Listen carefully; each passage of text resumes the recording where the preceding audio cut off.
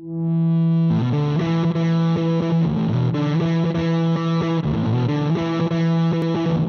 and gentlemen, boys and girls, here ladies, welcome to the episode of Tatami Talk. My name is Juan. This is my partner Anthony. This is a judo podcast for judo players by two judo players. So Anthony, how you feeling today? You feeling okay? I know you're a little bit under the weather. Yeah. Remember if you listen to our last episode of the podcast, I kept like having pauses and I was just not feeling well that day, honestly. And then right after I recorded the podcast, it immediately went like downhill. And I'm like, all right, this is it. I got COVID. I definitely have COVID. And then I took a test and was not COVID. It was negative. And then the next morning I felt even worse. I'm like, this is it. It's COVID. And then I took a test again, not COVID. And then by the Friday, that was like on a Tuesday, I think. We recorded a podcast on a Monday, right? That time, Sunday. Was it that Monday that day? Maybe it was Monday after the tournament, right? No, after the training camp. Monday after the training camp. Yeah, it was Monday training. Yeah. So after the training camp, I felt like I probably. Anyway, by Friday, I was already feeling better, but this cough just won't go away. Mm-hmm. And I've had this, I forgot what his name, like something coughing syndrome thing, and it's related to asthma. So I kind of have a little bit of asthma. So whenever I get sick, this cough just like lasts forever, for like a month or two. So I have this a little inhaler here that helps for like 2 hours, but I can only take it once every 4 hours. So okay. Yeah. I thought you could take it like every 2 hours. All right. Yeah, so if you watch a video and you see like there's a mute for Anthony, he's not talking, just seem like crazily like dying in the background. That's what's going on. He's not dying, just having a little coughing fit. I'll try to mute so I don't make you guys listen to me cough the whole time, but I'll try my best. Can't guarantee anything, but I'm pretty sure I caught it from the training camp because I was only running on like 3 hours of sleep, I think, per each of those days, because I had family over.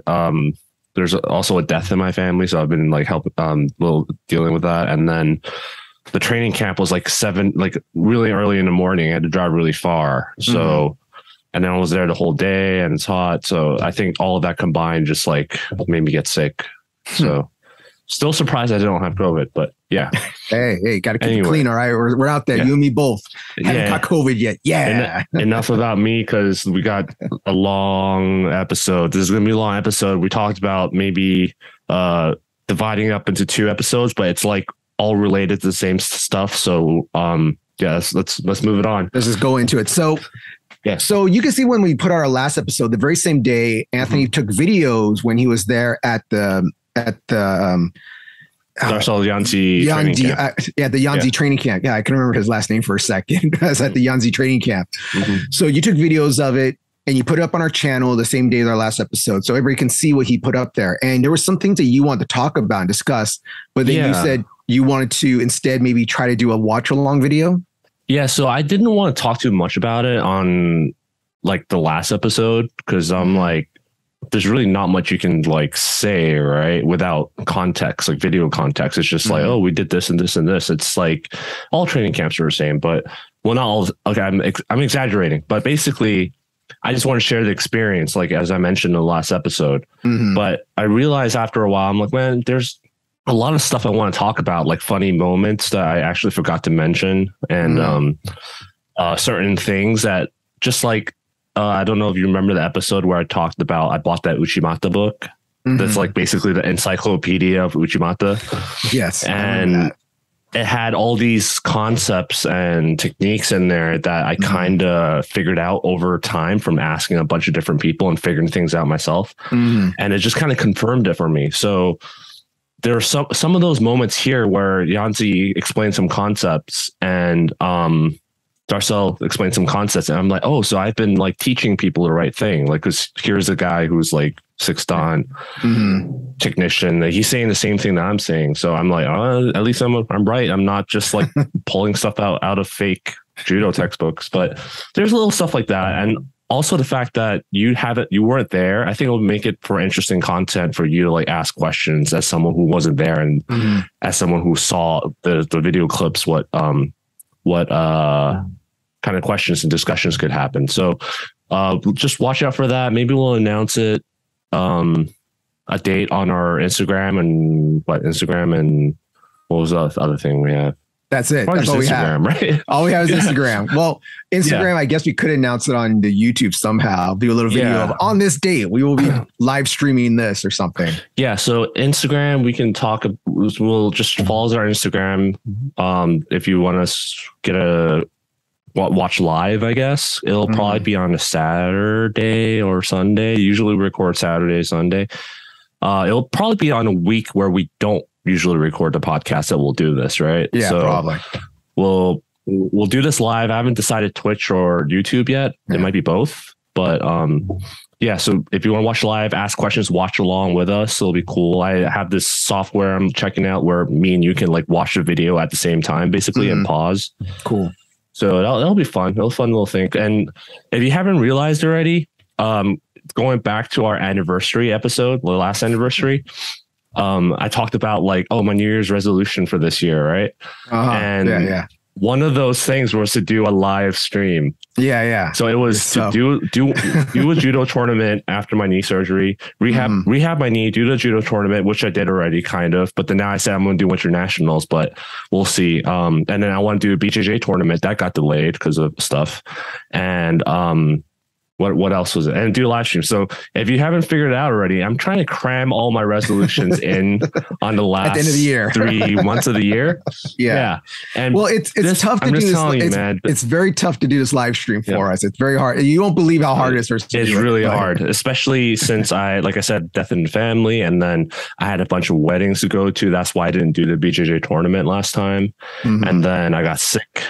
You have no idea how the last 2 weeks has basically messed up my whole plan for I haven't been training and I'm going to do a BJJ tournament. So it's like, it's also do internationals and if you follow the channel, also, you know how much Anthony goes on vacations during this past summer. He was going on vacations like every other month. Don't call it a vacation, please. I only went on one trip and that was to Seattle and Portland. I would say the other one, that was like a training camp to me. That one. But yeah. But the other ones were weddings and they were stressful. They were not, I wouldn't call them vacations. So, and then my wife had COVID too. So that I had to take care of her. So all this stuff happening and I'm still going to try and do internationals, but I don't expect to do well. I actually want to see how far I can go. And one of the shortcomings, now everyone's going to know my weakness. So if you're going to compete against me, you're going to know. Hey, are you Anthony from Tatami Talk? Oh yeah. Okay. I know you have no gas. One of my weaknesses has been I don't have gas tank because my knee surgery. I haven't been able to run as well far, but my knee has been feeling better. So I've been wanting to go run again. And then I went to that Portland trip and popped my knee. So I couldn't run for a while. And then now I feel good. And now I got sick and I can't breathe. So I can't run far again. So I'm expecting to, unless I get my breathing back to normal within the next couple of weeks, I'm probably going to go into a tournament with like terrible cardio. So like even just now talking is really laboring, but we're gonna get through this episode. Yeah. So in other news that we're gonna do is that so we do that 3-club scrimmage we usually do at our dojo every few months, and during summertime we actually took a break from it. So in October next month, I can't remember what day it was. I think it was the 19th. I believe it's going to be a Sunday. We're going to live stream it again on our Tatami Talk Twitch channel again. So if you liked watching that, we're going to do live on there again. You might hear me and Anthony talk this time, but again, we're also going to post that on our YouTube channel as well. You just reminded me that's like, I've been trying to increase the production quality. So I'm doing a lot of stuff behind the scenes, like research and testing out settings and stuff.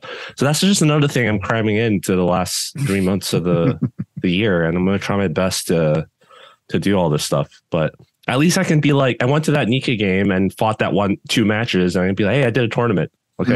You did that. Those people who kind of like I'm going to go to the gym and then they go to the gym like once at the end of the year. So I did my New Year's resolution. It's kind of like that. So. Yeah. So now let's get to some judo news that's happening right now. So a while ago, we were talking about like judo retirement and what people do after they retire.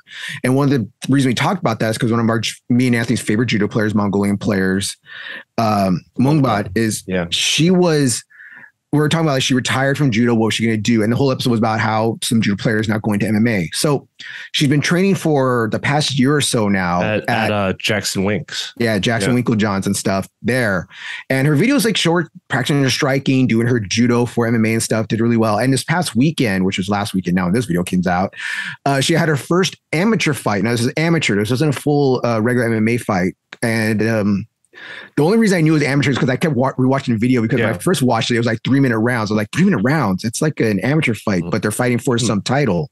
So, okay. So she had her first fight. It's just funny how it's your first amateur fight and you win you're the champion, basically. Yeah. There's this federation. So spoiler alert, she wins it. Yeah. Yeah. Spoiler. Sorry, I ruined it for you guys if you don't know what's happening. So she fought in this federation called the PFC. And she fought for the strawweight title, which in America is the 125 title in MMA. Now, you remember when she fought judo, she fought at 68 kilos, which transferring the pounds is 105.8, which would be around atom weight. So I don't know if she maybe decided, I'm not going to cut weight down to atom weight, or if her goal is to make it to the UFC, go really high.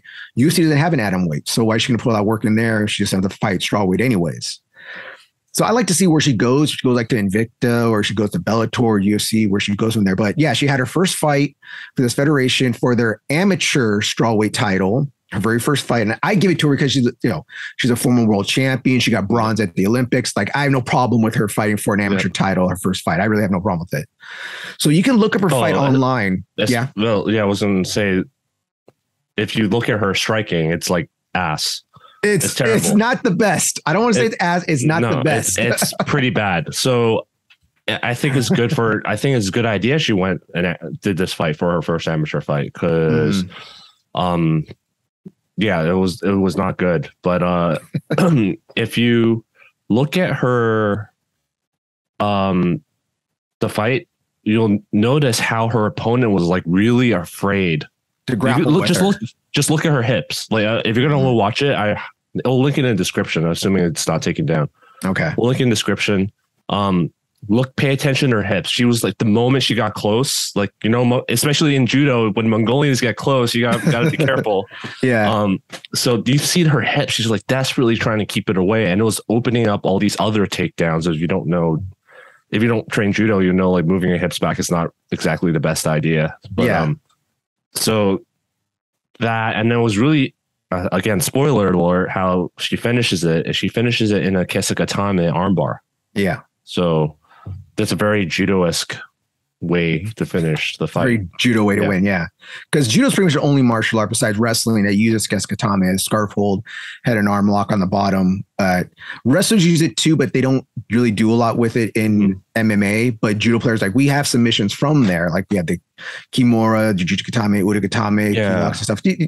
We have positions from there. Or if you're a catch, you can just go for the neck crank right there also. That scares a lot of people because they don't know what's going on. What's happening here? Why is my neck being extended? Even before she got that arm lock, she was just holding onto her in the kesekatame and just punching her, ground and pounding. Ronda used to do the same thing. She would throw. Yeah, and then you hear one of the commentators saying, "Oh, maybe she can slip her head out and take the back," and that's usually the most BJJ common way of saying why you should do the Kazura kesekatame, which is the underhook version. Yeah. Versus the over the head, and that's usually because you're not doing it correctly. Honestly, if you have a good kesekatame, you're not getting out. Yeah, it's very hard to get unless your head is like tiny or something. But so that was a really interesting fight.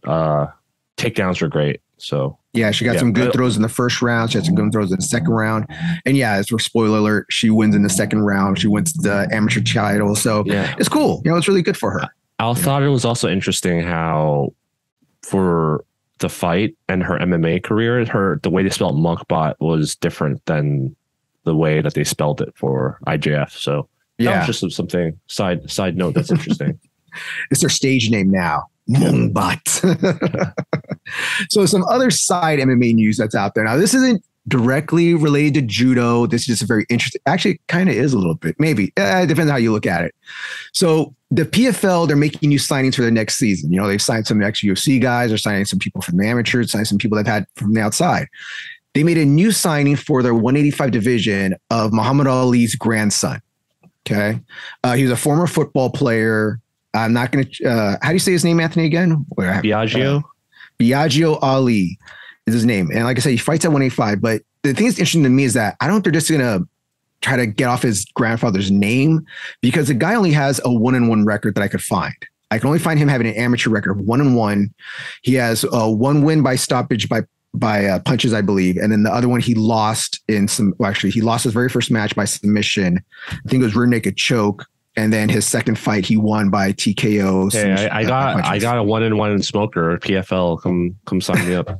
Hey, my grandfather's Muhammad Ali. It's like, I don't know. It's like, I don't want to write the guy off, you know. And you come with that name of just your family, you know. Your aunt was a good fighter. Your brother, I believe his brother's like I don't know if he's amateur fighter or pro fighter, but I think his brother's either 5-0 amateur or 5-0 in pro. I'm not sure exactly. We just got that name behind you. And if anybody ever watched Baki the Grappler, we're going to see the way of Ali. Gosh. We're going to see the way of Ali. Do you know what I'm talking about? I know what you're talking about. If you don't want to watch Baki the Grappler, like the whole anime, just type in Ali and Baki, Baki, and then the way of Ali. All right. It's yeah. We're going to see real life way of Ali. So that's just a thing out there. If you're wondering like what's going on here, what's this like? Yeah. He has a 1-1 record amateurs. I hope that he's a very good boxer. He's a football player. He's a big boy. He's going to fight at 185. Let's see what happens next year. All right. Now let's go on to some other interesting judo news. So like last episode, we're promoting our friends at the 510 Judo having their little summer beach judo thing. This current weekend, a weekend of actually filming. Wait. We didn't talk about the IJF Judoverse video. That. Okay. So that's another sub story here. So a few episodes ago, we talked about the IJF Judoverse, which was their not big, I keep calling it their Bitcoin. The NFT thing, whatever, crypto, crypto. So right after we put up that episode, it was literally like an hour after we recorded the episode, not putting out, recorded the episode. Yeah, they released a YouTube video. It's like, what is IJF NFTs or something, quote unquote, explaining what NFTs were. Like they didn't explain nothing. They didn't explain anything. It just made me raise more questions, and a lot of it was just like more to be announced soon. Like so, yeah. I wouldn't buy one still. I still wouldn't buy one. I said last time I was going to buy one just for the science. So I need to do it. Are you actually going to do it? Yeah. Just so we can talk about it. Oh, I hope you get the wolf in a judo gi in Paris. just like when we did the AJDM episode and we did the American Judo System episode, I don't want to criticize or give opinions about stuff I never actually tried, you know. So I'll take. I'm sure there's other people who bought it already, but I'll take the bullet. And I can see some snake oil salesman from a mile away. All right, that's what this is. Worst comes to worst, I'd lose $60. Best case scenario, I'll become rich. So. Yes, and we get more professional then. Yeah, we actually get a studio. We get some real nice backgrounds. So yeah, if you wanted to watch the Judoverse episode, it's already out. You may have watched it. It's only a few minutes long, like what, 5-10 minutes, if that. It was 8 minutes. Yeah. 8 minutes.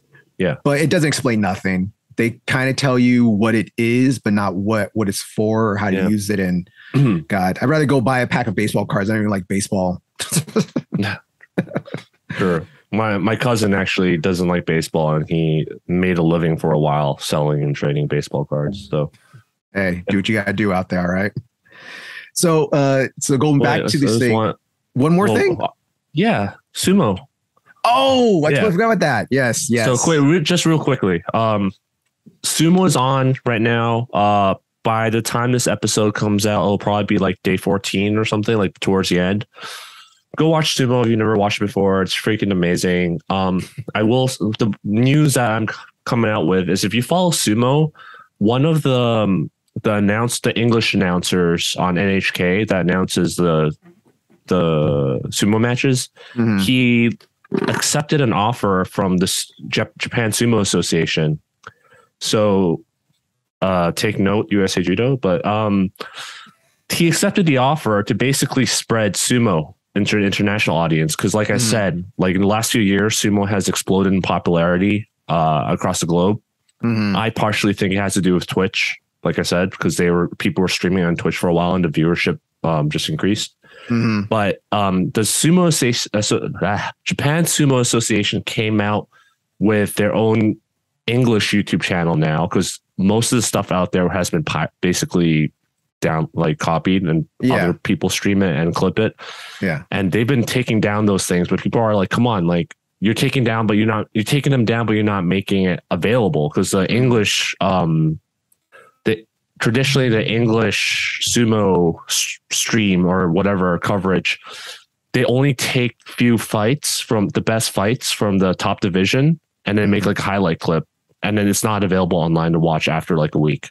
So you have a week to watch it and it's gone. So you don't have all the fights and all that stuff. But anyway, now they have a new sumo channel called Sumo Primetime, and it's hosted by the guy, Hiro, I forgot his last name, Hiro something. But he's the one who's basically interviewing sumo wrestlers, going to the stables and interviewing the wrestlers, seeing how they live, explaining the rules, explaining the culture and all that kind of stuff. So it's a relatively new channel and has a lot of interesting stuff there already. So if you want to know more about sumo, I highly recommend you check out that channel, Sumo Primetime, and watch sumo, because sumo is awesome. So. Yeah, sumo's fun. It's funny. Like I remember when I was younger, the only way you could watch sumo in the US is that ESPN2, ESPN2 would just have like random martial arts on there sometimes. Like somebody have like some karate champions every now and then. They would have like Sandow kickboxing on there, and sometimes they have sumo on the weekends, and it would show like 2 or 3 tournaments. Like, this is cool to watch, but it was like such an irregular thing.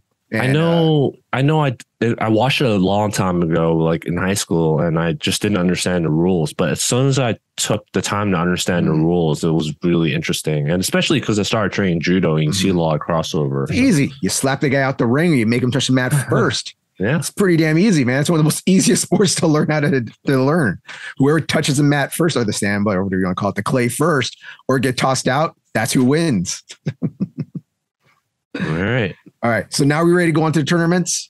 Yes. Go ahead. Is there any more updates we got to do? One of our main topics. Let's go ahead and do it. Whatever. It's the sub main topic, because we're going to go into another topic from there. But so, like I was saying, there's a lot of interesting things happening right now with people trying to make judo more popular, more open to people. So one of the things, like our friends up north at 510 Judo, they tried doing a beach tournament at Alameda Beach. And I don't know how well it went. They had a lot of I saw a lot of photos. They had at least I want to say like 20 people show up or something. Yeah. I mean, the adults, from one of the pictures, I saw like 5 or 6 people there. So that's pretty good turnout. I mean, that's better than your typical judo tournament where you fight like 2 people, but.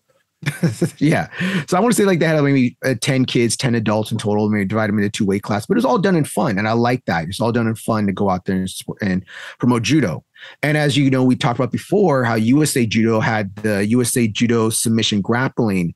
And I'm not sure if they're going to do that again this year, because I was actually looking at the USA Nationals, what's going to happen. And it's actually going to be in the West Coast this year. God, what city was it going to be? Really?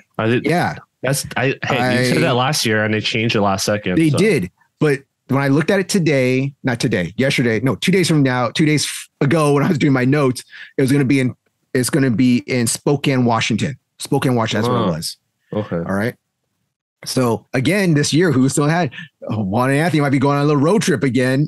To go to Spokane, Washington. USA Nationals? Yeah, USA Nationals. And next year. Yeah, 2023. Yeah, maybe I visit on the West Coast. I'll go. Yeah. Yeah. So we might be going to that one, because I want to see if they're going to do that. Spokane, Washington. You're right. Yeah, Spokane, Washington, here in the U.S. So I want to know if they're going to do that submission grappling system again. And there was nothing on there about that. So I was like, okay, maybe it worked, maybe it didn't work. Maybe they're going to bring it back later. Another thing that people were always talking about, they always bring up, is that, well, what about Kosen Judo? What about Kosen Judo? Well, Nevada this current weekend. To clarify, Kosen Judo is what they call Kosen Judo is mainly USJA thing, not USA Judo. So this is the USJA thing. And if you know what Kosen Judo is, it's just normal judo, just with more time for newaza. They give you a little bit longer time to work on newaza stuff, so you can do things. Because mostly in judo, when you compete, if I go to the ground, if I'm not showing any, I'm not trying to escape, or I'm not trying to go for a submission, they'll stand you up pretty fast.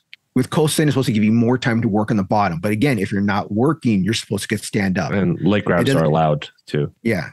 And It's not supposed to be BJJ. I know a lot of people, they hear Kosen and think, oh, it's BJJ. It's Brazilian Jiu-Jitsu. No, it's not. You can still lose by pins and you still lose by ippons. I think it's 2 ippons. They kept changing the rules. Yeah. And then I showed up to one of the first tournaments and they changed the rules like last second, like the morning of. So I don't know anymore. I don't keep track. Yeah. I remember if you do Kosen again, that was something that was constant in all of them. I noticed it was always that if you pull guard and you get slammed, it's full ippon again. If you're going to do Dakiage.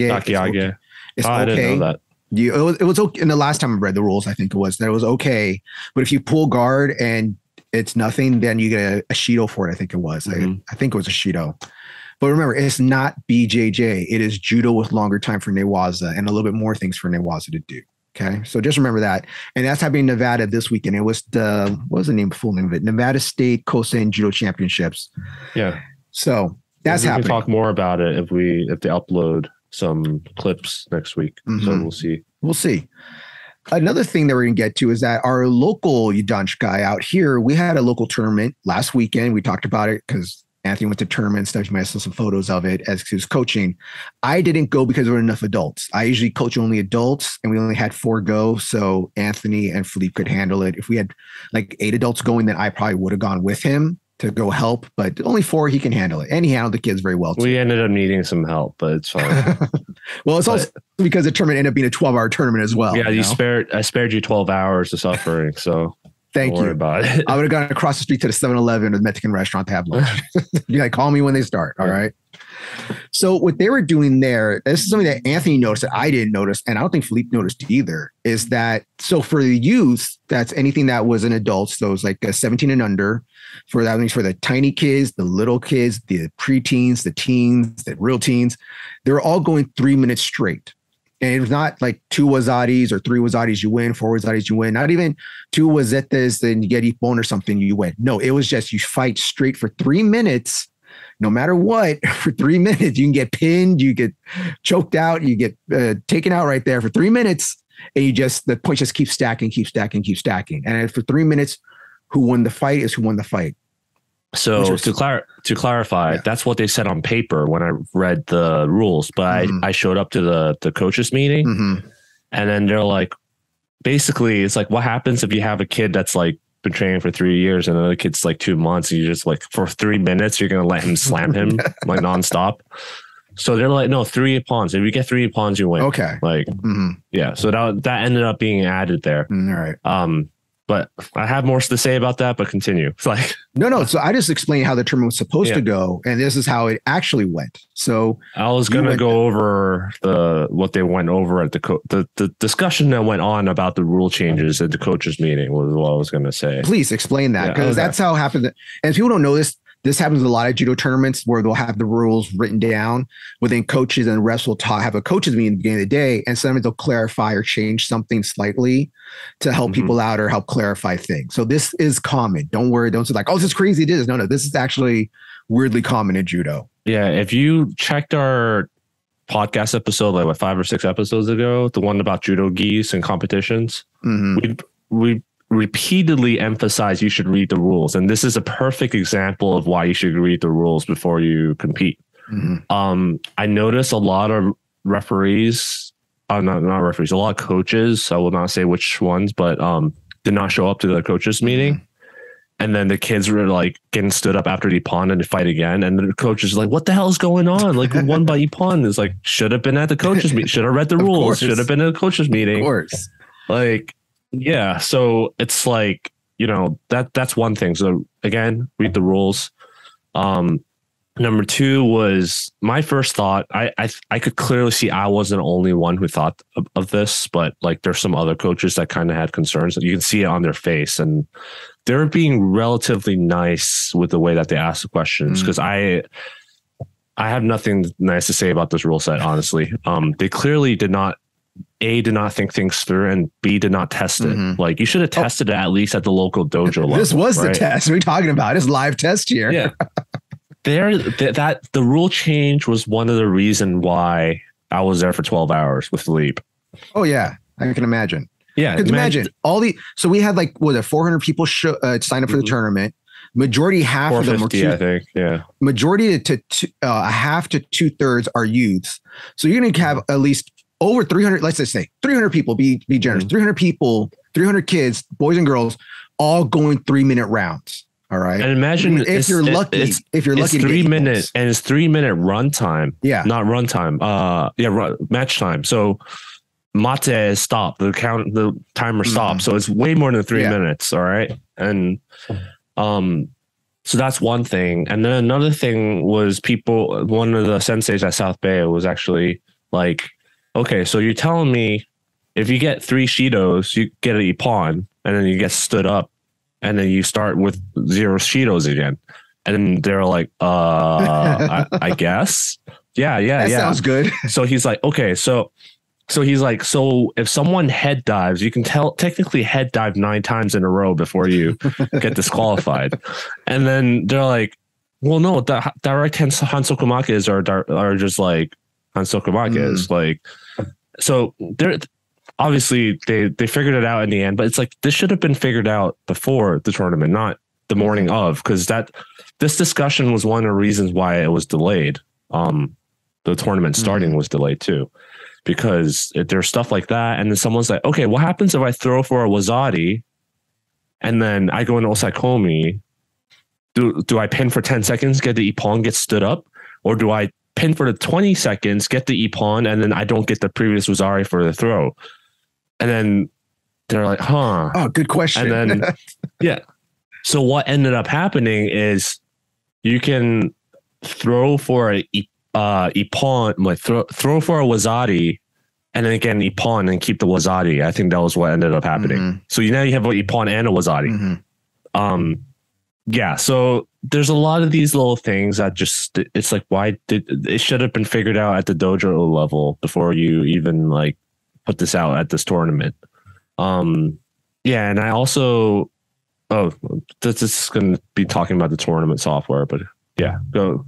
That was basically what happened in the coaches meeting. A lot of these questions got brought up, and honestly, I had a lot of not much faith in the referee. Referees. The referees, just be honest. The referees already have just enough problem by themselves with the regular rules. Yeah, and now you're going to stick them in there with brand new rules that they're not fully clarified on, that they don't know what's going on, and stick them out there with kids. Yeah. Okay. So kids let's just say I saw a lot of confusion that happened with the referee calls regarding the stuff that we mentioned, even though they were clarified at the morning's meeting. Because you clarified it, but then it's like still confusing. You know, even I can't recite exactly what the rules were. So it was just not thought out properly. Again, referees don't get paid for what they do. We'll talk about it later because there was a few incidents. But yeah, they clearly did not think this through before they implemented it. So what was your experience, since we had quite a few kids go from our dojo? What was your experience with coaching this and having did you have to pull anybody out? Did you throw on the towel for anybody? We're just like, because my big joke was that there's going to be some kid out there that's being destroyed, being like, I don't want it no more. Oh, that definitely happened. Oh, did it? It was going to. Thankfully, they said like 3 ippons and that's it, because that's exactly what happened. It was throw an ippon, pin for an ippon, throw for another ippon again. So that's exactly what happened many times. Didn't happen to any of our kids. Our kids, it was their first tournament. I'm proud of them, just based off of how much stronger and more experience the other kids had and how they handled it, the power, the strength, the size difference. Because I think 2 of our kids had to fight up a weight class. So I was really proud of them not getting hurt and that stuff, because there's a ton of kids there. You can clearly tell their dojo didn't teach them how to fall and just taught them how to throw for tournament wins. So just teach them how to fight. That's it. I just want you to fight. Yeah. So there was a lot of that going on. This tournament is the first time I think that Nanka is using Smooth Comp, the software, the tournament software. And it was nice because they had the times posted, but the times weren't posted until I think the night before. So I actually had to log in the middle of the night, see the times, and then I had to go on our computer system, look up all the parents and the athletes' phone numbers if I had them. And then I texted them saying, hey, like it says you're not until like 1 o'clock. This is like ridiculous. They should have said, okay, make sure you check back at this time to check your time to show up roughly around the time. And none of that happened. The rule changes communication didn't happen. The time thing didn't happen. So if I didn't check that morning because Peter sent me it, then I would have like not known that like, oh, you're not fighting until 2 p.m. So don't even bother showing up until at 1 p.m. Obviously all the matches were delayed in the end, but what was interesting was those matches and Smooth Comp. If you ever use Smooth Comp, the matches are updated live. The time. So if the current match there's a delay, it pushes all the other matches back, and then you can see it on the system that like, oh, now I'm not, instead of 2, I'm at 2:30 or something like that. But the problem with that is we had a guy show up and then he's like, oh, I'm not going until like 3. So he left. We went to the mall nearby to hang out, and then I guess the tournament started moving up, or there was also some computer problems. Let me say, so I'll talk about that. It'll make sense in a minute, but we started noticing the time moved back. So it was like instead of 3, he was going at 2 again. We're like, what the hell? And I had called him, say, hey, you're going like half an hour. Come back. And he came back, and then it got pushed back again. So, oh man, yeah, that sucks. That's the downside. That's the downside of the system like that. But what caused that I ended up happening was the software was a little buggy, because if you know our luck at tournaments, Hollywood Judo's luck, we kind of have bad luck. But we always do. One of the matches ended, and then they hit next match. It was because all the matches are numbered. Like your match number 2, then you know, like if match number 1 is going on, then you're up next. So 2 of our kids had match number 37 and 39, 37 and 38. So back to back. So 36 ended, and it jumped to match 42. So they're like, what happened? It's like, oh, it skipped a bracket. Yeah, it skipped a bracket. So the I'm not going to say who, someone came along and was like, I'm familiar with computers, so I was watching what she was doing, and she basically awarded ippons randomly. She went backwards and awarded ippons randomly. And then I was like, oh, yeah, it's fixed now. So it skipped our 2 matches and went to like match 40. And then I'm like, what about the 2 matches that skipped? It was like, oh, there was a computer bug. It'll come back around. And I was like, basically saying it'll come back around to the matches. And I'm thinking, I saw you click ippon, and thankfully you can see the live bracket on our phones. And it ended up being, that's what happened. Every coach was looking at their own phones to see when their athletes are going, because it was so untrustworthy, the software. So I'm like, no, on the phone, it says like one of my athletes won the match and the other athlete lost his match. So I went to the main table and I went and called the ref. I'm like, hey, they just skipped their matches. And then the ref's like, no, you're not supposed to do that. And then like they went back and like stopped everything and then fixed it. And if I didn't go pull the guy over, then I would have waited there for like 6 hours and nothing would have happened. And yeah, it was skipped over. Plus what would have happened is like, they would have kept fighting with the assumption up the brackets that those matches happened. Yeah. So then imagine my athlete that was given a loss actually won in the end, which didn't happen. But imagine they actually won, then it would have messed up the bracket. You know what I mean? So the matches that were fought afterwards would have not supposed to have happened in the first place. The matchups. So luckily I called that to attention before that happened. So that was avoided, but a lot of that stuff happened. A lot of bugs where it was rewarding Shidos randomly and awarding the wins to the other guy. So they would have to pause the match and reset it. Also didn't have anyone calling people on deck. If you know what I mean by on deck. Oh, you said to know what your number was. Yeah. So it wasn't until like, I think 2 o'clock in the afternoon where they had another kid, a volunteer, standing behind the table, looking at their own phone, looking for players, calling them on deck. So it's like, again, did you guys not think things through before you did this? Like, it was an experiment. It's an experiment. They tried some stuff out. I'm glad that we're trying to promote judo by like letting the kids with this first thing, with letting them go 3 minutes or first to 3 points. I get the whole thing of that. You don't want a kid to go in there, get thrown twice, and you spent all this money to be there for less than a half hour or an hour or something. I get that. I understand that. So they want to give kids more time. But my thing was the reversal of, well, you're going to get these kids that are just being destroyed and they're just going to be crying and bawling their eyes out. Now, the second thing with the software, I appreciate again that they're trying to do something new. They're trying to get better at it. They're trying to get things more technological, because that's one thing we always say. If BJJ can do it, why can't we do it? You know, if all these other martial arts can do this, why can't we do it? Why are we in the Stone Age still? Why are we still doing stuff with like letter things or just flipping over numbers? You know, it's like, why can't we do that? A lot of parents I talked to there were like, well, the old system with the pen and paper was better. I'm like, no, trust me, the computer is still better. Like, I know I'm sounding like I'm complaining about the computer system, but the computer was mainly not the problem. It was the fact that they weren't prepared to use it. Error. Yeah, it was a user error. So they should have, like I said, practiced it, planned it, practice it in a small scale first. And main thing is training the people how to use it. Like, did the okay, I guess I'll name names. No, don't do it. A person came into the coaches meeting, was teaching people how to use the computer at the coaches meeting. You should have done this the night before, the week, or even the night before. Like, say, hey, this is what the computer looks like. These are the buttons that do these things. Please, like, look it over the next couple of weeks before the tournament starts. But it's no. Here's the morning of. This button gives you an ippon. This button removes an ippon. This gives a shido. It's like, there's no way you're going to remember that just from a Zoom class the day before.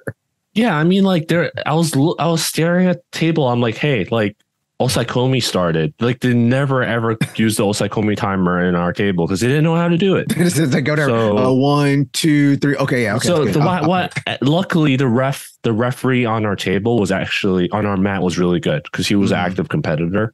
So he started counting as a head by himself. So luckily we had that. But they were like, I'm like telling them the volunteers, I'm like, hey, come on, like, Osaikomi, come on, Osaikomi, hello. I'm looking at the screen like Osaikomi. He's looking at me like I'm speaking a different language. And no, it looked like he didn't know what I was talking about. I don't know if they did judo or not because they had some wrestling t-shirts on. I was just about to say that, like what they do at this high school, that I'm not going to name the high school now, even though you probably know what high school it is. The wrestling team helps set up the judo mats, clean up and stuff, and help, I guess, run tables now. So I wouldn't be surprised if it was a wrestler or a wrestler's friend or family or just a volunteer from the school there that day helping run the table to help sponsor the wrestling club, the wrestling team. I would not be surprised with that. That would not surprise me at all. Yeah, I literally said Osaikomi like 10 times and he looked at me like I was speaking a different language, which I was, but you say pin? Oh, pin. Yeah, okay. Oh, pin. Yeah, I get pin. I understand that. Yeah, but yeah, again, it's not the software that's the problem. Another thing is if you work with any sort of engineering, not just software engineering, any sort of engineering, I think most of the time you would only introduce one new variable at a time when you test something. You don't try new rules and a new computer system software at the same time. Let's just say it's not the smartest idea. So, but the fact that they're trying something new already surprised me in the first place. So yeah, let's just leave it at that. Okay.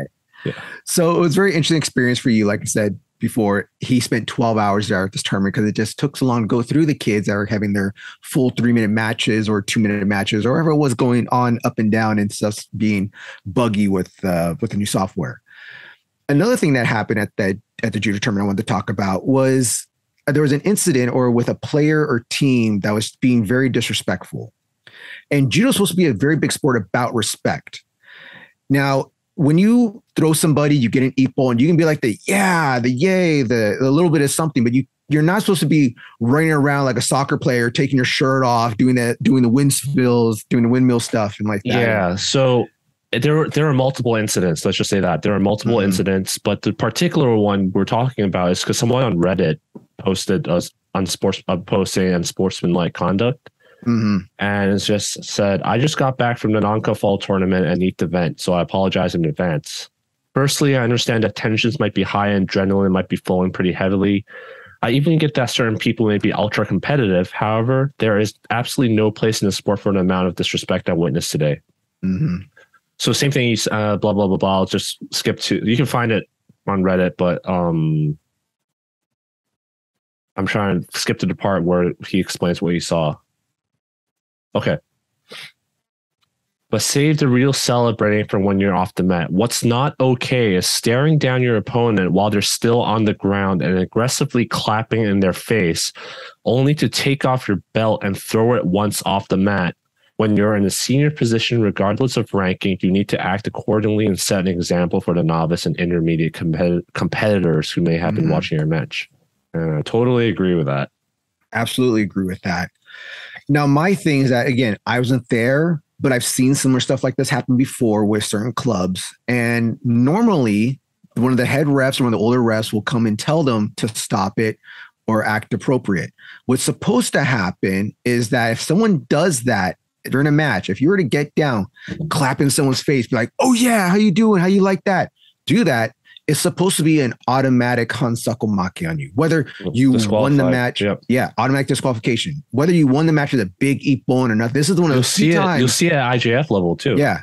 This is one of the few times where our ippon is not supposed to override everything. That's one of the jokes I have, that ippon overrides anything, that whether it was dirty or disqualification levels. Like if it's got an ippon, usually they'll let ippon ride. Oh, ippon beats everything. This is one of the few things that if you do that, ippon is taken away and you get a disqualification.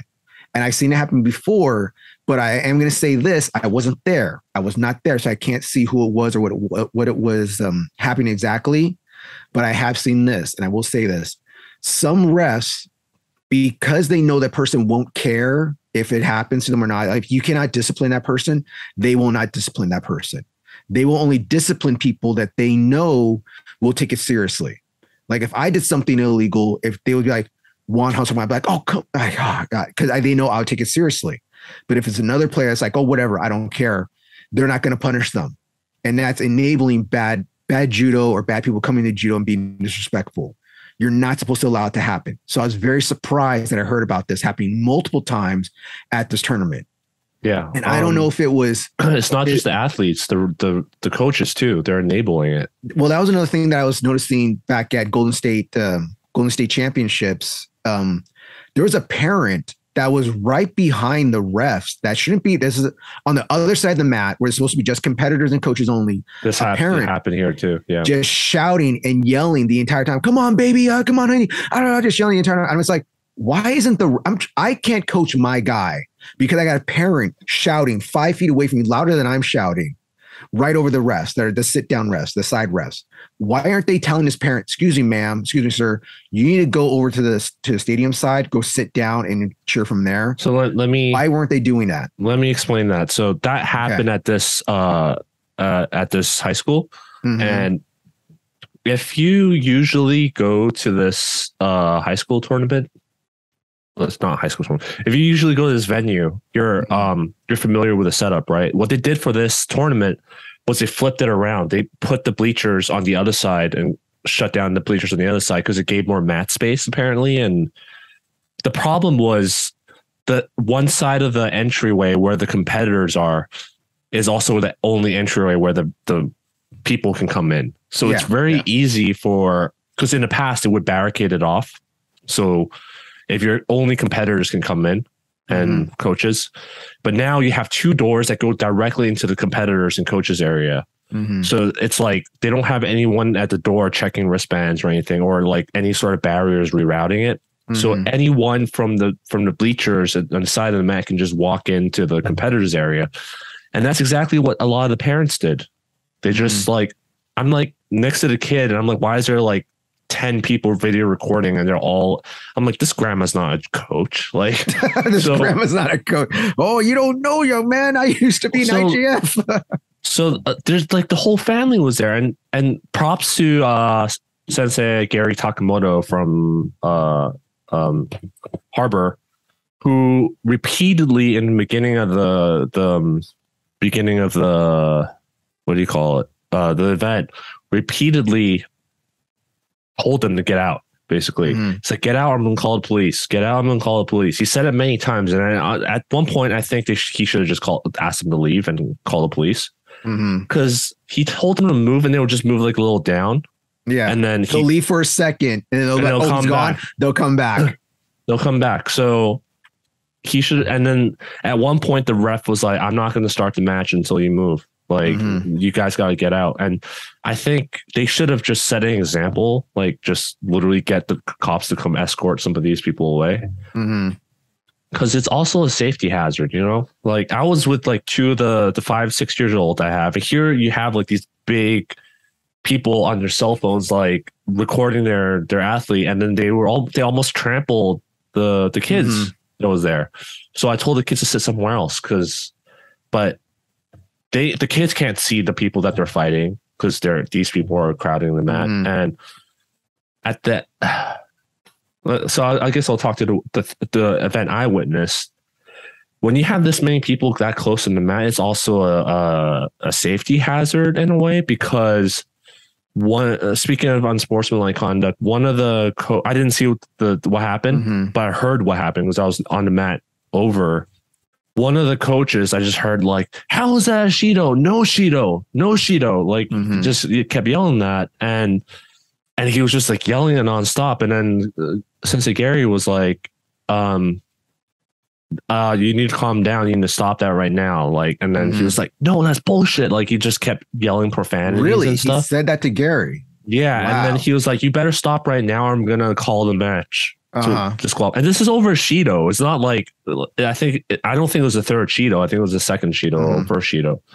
So he was like, that's bullshit, blah, blah, blah. And he's like, all right, that's it. You're done. And he called the match. He was like, disqualify the athlete, which is what the ref ended up doing. That's what you should be doing. And then, yeah, which is what they should have done. This is at the end of the day. They should have done this way earlier in the day to set an example, is what I'm saying. Because they've been pushing the boundaries, not just today, like that. If you read the Reddit thread, everyone knows which club they're talking about, or which one of the three, 4 clubs they're talking about. Yes. So they've been doing this in many tournaments, and they keep getting away with it, which is why they keep showing up to these tournaments and keep doing it. And because they had all the parents and family there, the moment he disqualified the athlete, the whole family just surrounded him and started yelling Gary at him. Takamoto, really? Yes. I wish I was there then. I wish I was there. Oh, man. They surrounded him. The wife was crying. The wife, whatever, was crying. the calling him names, and then the grandmother was crying and saying something like, "You took everything away from us." I don't. It was like kind of funny yet also scary to watch. It's like, this isn't Olympics, it's not World Champion, it's not even USA Judo National. It's like a small local tournament. Like, come on. It's the fall local tournament. Okay. And, I mean, even if you don't punish the athletes, if they keep doing this, one of the things you can do is just ban the coach and the dojo from competing, which is, I don't know if I mentioned it. Nanka has had to do that before. We have done that before. And one of the dojos that were pretty bad at it, like, I wasn't there, so I don't know which dojo it was, but they did clean up their act for a while. But you could, again, we haven't been competing a lot for the past 3 years because of COVID. So people just fall back into their old routines, or you get a new generation of parents that don't understand judo rules, don't understand judo etiquette, and just want to grapple, just want to go out there and fight and think that they can do whatever they want. So I wish I was there to talk on this more, but anything that happens like that, anything that's disrespectful like that, should have been nipped in the butt as soon as it happened. As soon as it happened, they should have stopped it. And that's the problem. They keep enabling it. Like I was telling you, like, they're probably like, oh, we don't want to deal with them. We don't want to deal with them. We don't want to deal with them. Well, now you're going to have to deal with them. Okay. Because you don't want them doing this at Winter Nationals. You don't want them going to USA Nationals later and having this done and doing this out there. Okay. Yeah. So is there any more tournaments in the LA area before Winter Nationals? This is the last one, wasn't it? Mojica. Oh, Mojica. Okay. There's Mojica. That's actually a funny story, because there was a side story years ago, I want to say like almost 10 years ago, maybe give or take 10, 8, maybe 9 years ago. I actually saw a player get mad, and he was from one of these dojos that we're talking about here, get mad about a call, take off his belt, throw it onto the mat, and just sit down. He did not accept the call. And I can't remember if it was Ippon or Wazadi or Shido, whatever it was. He had a hissy fit, sat down on the mat. And then the two teams that were fighting each other started yelling at each other outside the mat area. And me and my buddy Matt, we're all like, let them fight. Just because the guy just had such a big attitude about him that like, I can't lose, or I don't accept the Shido, that he literally took off his belt, sat down in the middle of the mat. Like, I think he took off his jacket too, and was like, I'm protesting. I'm going to stare at you and change. It's like, dude, it's just a local Mojica tournament. Okay. It is a small local tournament. You're not getting paid for this. Yeah. This is just for experience. I mean, the closest thing I've seen was, when I was in Texas, in Austin, I went to a tournament in Dallas, I think. And two of the coach, again, it was over a freaking Shido. Like two of the coaches ended up getting in a fight, let's just say, over a Shido, like fist fight. And this is like 2 hours into the tournament, I think. And then they paused it. They separated them. The head ref called like the head person in the Texas area. I forgot what his name. Okay. But they were like, we'll decide how to punish them later. But for now, the whole dojo is disqualified. The coach has to leave the premise, and the whole dojo is disqualified. You just see the whole dojo, all the kids leave. That would have set a precedent. It's like, it's not just the athlete. Your whole dojo is disqualified. No refunds, and blame it on your coach. For acting like a imbecile, I guess. Yeah. But I will say Nanka has done that before with a certain team that was getting out of hand. We did that one time, but again, they let them come back, and like I said, they've got a little bit better. But again, like I said, 3 years has gone. They haven't been doing judo. They fall back into their old ways. Perhaps was that dojo. I'm not saying it's the same dojo. I don't know. I wasn't there. Again, I wish I was, but I wasn't. But there should be no disrespect like that on the mat. Judo is supposed to be a respectful sport, mutual benefit. I get to practice, you get to practice. We get to fight each other. We get to both walk off the mat. And I get the whole thing of we bow is our shaking hands. Okay. And you might be mad about the call. You might be mad that I didn't think that was Ippon. I don't think that was Zari turned into Wazetti Ippon. Okay. But you still have to stay there, bow, and walk off the mat. What I hate the most, and this is another thing that pisses me off when I see this, guys will be upset with the call. They won't bow and just walk off the mat. Yep. They'll just walk off the mat yelling, and you're not allowed to do that. This is why before I compete, I set the expectations to the athletes, tell them like, look, they're just going to be a lot of bad refs. And actually, luckily our athletes got some pretty good refs this time. And I'm starting to see a correlation with people who's like probably have never stepped on the mat in like 5 years now, or you can clearly see they haven't been training or competing. Because if you remember, the recent rule changes clarify the 90-degree angle that you have to get for the wazari. That change that happened this year, and you can see a lot of those refs still are with the old scoring standards. What's a 90-degree angle? What's that? What's a 90? People are still falling on the front shoulder, and they're still calling wazari. I also had one of my kids fought another kid who kept ducking under the arm. You're supposed to attack right away, like 4 or 5 times in a row, and zero Shidos were called. Zero Shidos were called. I was just like, okay. But I didn't say anything in the end because it didn't really change the outcome. Change the outcome of the match. But also I set the expectations. Like I told, we do mock shiai in our dojo for the kids class. And one of the kids, I told him, you have to pin the person, even if you get the score.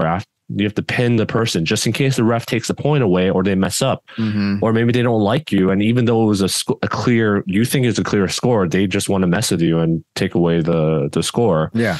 And they're like, why? Refs do that? I'm like, yeah, sometimes people don't like you, or they're just incompetent and they're going to do that. Or that's clearly or from the angle that that's what they see. And then she's like, I'm not going to go compete. This life, it doesn't sound like it's fair. I'm like, well, life isn't fair. Life isn't fair. Nothing is fair. That's why I said, I'm like, what you have to do is that you've got to beat the other person so badly that they can't make a wrong call. And even though I say that, I've seen certain people that have clearly like slammed the guy in the back and still, but I didn't see anything. Like slam? What's slam? That's a door over there shutting. What are you talking about? So that I set the expectations. I'm like, don't worry about winning or losing. It'll be nice if you win, but because there's all these things that are out of your control, just focus on your own judo and your own development and learning experience. So grand scheme of things, it's just a local tournament. Just like get as many fights as you can in and don't get hurt. And Yeah. You got it all off your chest there? You happy now? You feel a little better? Honestly, I don't know. Like I said, I don't know how they keep getting away with it. I think I know why. I'm not going to go into why, because I don't like making accusations, those kind of accusations with zero fact. But it has to do with who they know, I guess. Some, like, again, if you know someone really powerful or popular in the community, then you probably get away with a lot of stuff. But also, the stuff that I've seen there, it's just like, how did these people not report them to Safe Sport yet? Is what I'm saying. Like, for those of you who don't know what I'm talking about, to be a coach, you have to take the Safe Sport and all that stuff. And the Safe Sport website actually has a list of all the coaches that are banned from coaching, basically, for whether it's hitting a kid or sexual assault or whatever, like sexual misconduct. Like, they have a list you can look up of people who are currently banned permanently or on probation or under investigation. You can find that kind of stuff. And I mean, I don't know how any of these people haven't been reported. Let's just say, because I've seen some crazy shit. So, well, I don't want to, again, make any accusations or anything or some assumptions, but I bet you they don't have real coaching badges or real coaching stuff. They do. Are you sure they have real ones? Yeah. Real ones. Yeah, real. Well, not just take someone else's name off of it and put your name slap on top of it. I don't know. That's a good question, because I have a coaching badge, but I didn't have to show it 99% of the time to get my coaching wristband to coach. Hell, even the parents were coaching. Like I said, they were just on the mat side coaching. So some of the times, like some of these tournaments, if they know your dojo or know, like, oh, they know me, they know Philippe, they know you. It's like, oh yeah, they're one of the coaches from Hollywood Judo. They'll give you one or something. You know, sometimes that happens. Or some of the coaches ask, like, oh, I got 2 more coaches like they're coming. Can I get 2 more wristbands? And they'll give them to somebody else. You know, they do that sometimes, but that's how it is. But there should not be any disrespect that we're talking about on the mat. Even in international competitions, you'll see players, like I said, sometimes they'll celebrate, but you can't go overboard with it, because it's supposed to be, it can, but it's supposed to be, you're supposed to get disqualified as soon as you do that. Okay.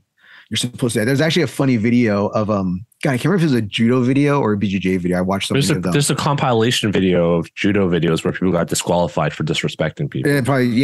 Where it could be something celebrated. The video I'm talking about, this guy celebrates so much that when they go to give it, the guy's like, yeah, and they raise the other guy's hands like, Hansokamake. What? Yeah. Why? Why would happen? It's like, because you celebrated. You act like you scored the winning goal at a soccer game. It wasn't even the celebration. It was he yelled into the guy's face. That's what he did. That was, I can't stand that. If a guy started clapping in my face and started yelling in my face and stuff, like, come on. How's that not disqualification? Come on. I think a couple of them were as simple as they call mate and you just push the other person onto the ground. There's stuff like that. There's like stepping over the other person on purpose, like clearly on purpose kind of stuff. So like stuff like that is just clearly You got to give Shidos for stuff like that. I know you may not want to. You have this BS rule that some refs are like, well, I don't want to. Which is funny because in judo, they love getting Shidos. They love giving Shidos in judo. Yeah. We get some of these refs that are be like, oh, well, I really don't want to determine the match by giving out a Shido. Or if I know they already have 2 Shidos, I don't want to give a third one because I don't want to disqualify them. They're lose a match. Like, screw it. They're the ones being rude. Yeah, we talked about this so many times about how not at the IJF level, not even the local level, at the IJF level, they're inconsistent with the calls. So, but this is just, it really makes me mad. And it's really crazy that someone actually did a little subreddit about it, just how bad it was. Let's hope at Tony Mojica's tournament that is better. I hope it's better there. Yeah. Because there they actually do, the way it's normally set up, they keep the stands and where the fighting area is a little more further away from each other. So you have to be on one side or not. They have like only one door to get in or get out unless they go underneath the tape. But it's seen, if you go underneath the tape there, they'll see you. Yeah. So. All right. Is there anything else you want to talk about this tournament or about disqualifications? I think, we're going to talk about we'll talk about it next time, the rules. So, what Anthony was talking about is that there was some things about in judo that are illegal moves. Modified rule sets, basically, for safety. Yeah, we can talk about it next time. You want to talk about it next time? Okay. Yeah, we can talk about it next episode. Because we were going to originally bundle it up with the discussion of this tournament, because we were talking about the different rules for the kids. But I think next episode we can talk about what people think about banning, because I actually got asked by someone last week. It's like, what do you think about banning drop Seoi Nage for kids? Banning double drop knee. And that was brought up many times in the coaches meeting all the time. Because once upon a time in Nanka, they banned it for like 8 months or something. And now everyone's like, are we still banning that? I'm like, this is like 3 years ago. Like, where have you been? Like, but there was a time, like it was 5 years ago or something, where they banned, and this is so sexist. This is super sexist, where they banned all women, girls, men. I mean, it was all ladies, all girls from little girls to teenage to adult girls. Oh no, I guess they were black belts. Anyone brown belt and under could not do arm bars. Yeah. No, women could not do arm bars. Like, why is it only women? The boys can do arm bars, but why can't the women do arm bars? It was like, didn't make sense. We can talk about it next time. It's about like banning arm bars for novice, not just for kids, and then banning chokes, banning double knees. And then also in your UK, they're talking about banning a lot of people are talking about banning koshiguruma for kids. So because ogoshi is banned for kids in the UK, right? Is it ogoshi or ippo? No. Koshiguruma. Oh, koshiguruma. What it used to be banned. I think they unbanned it, and now a lot of people are talking about banning it again. And also in some other countries they're talking about it because I actually saw it happen at our club the other day, and I had to have a talking with one of the kids. Koshiguruma drops a kid face first into the floor. So, we're not going to get into it because again, it's going to probably be another hour. So, and I'm losing my voice already. So yeah, his meds are wearing off already. That's why I didn't want to keep him on that long. See, look at him, he's dying already. All right, so if that's it, then we're gonna do the outro. Then you good? Yeah. One thing I forgot to mention was like, again, we got to do those Ukemi videos, but I think that will probably be pretty low on the priority list until we get everything else sorted. So these Ukemi videos, they're just cursed.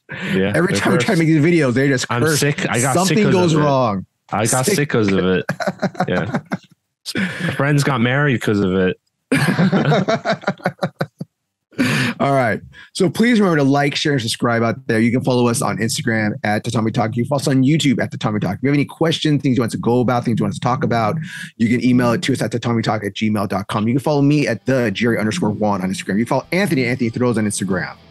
Is there anything else that I'm forgetting? No? Good. And check us out on our Twitch also whenever we do our live stuff on there. Yep. As we have Tatami Talk at Twitch. Is it? That's right? That's twitch.tv/Tatami Talk. That's what it was. Yeah. Yes, Anthony actually did an outro thing. Thanks. Great. All right. Until next time, don't forget to slap the mat.